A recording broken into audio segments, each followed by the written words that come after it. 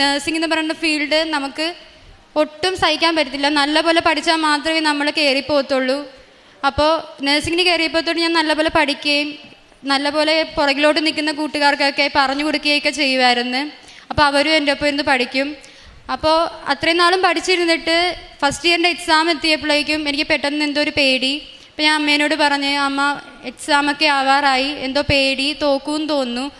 അപ്പോൾ എൻ്റെ അമ്മ ഇവിടുത്തെ സ്റ്റാഫാണ്. അപ്പോൾ അമ്മയ്ക്ക് കുറേ സാക്ഷ്യങ്ങളും എല്ലാ അനുഭവങ്ങളൊക്കെ ഉള്ളതുകൊണ്ട് അമ്മേനോട് പറഞ്ഞ്, നീ ഉടമ്പടി എടുത്ത് പ്രാർത്ഥിക്കുന്നു.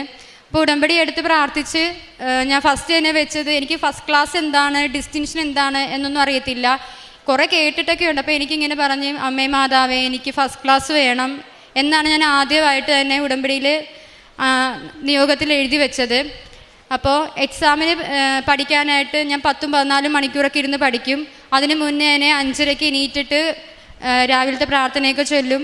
പ്രാർത്ഥിക്കുമ്പോൾ തന്നെ എന്തോ പഠിക്കാനുള്ള ഒരു ത്വരയായിരുന്നു. അപ്പം ഞാൻ പ്രാർത്ഥിച്ച് പരീക്ഷയൊക്കെ എഴുതി. റിസൾട്ട് വന്നപ്പോൾ എന്താണോ ഞാൻ എഴുതി വെച്ചത് അതുപോലെ തന്നെ എനിക്ക് ഫസ്റ്റ് ക്ലാസ് കിട്ടി.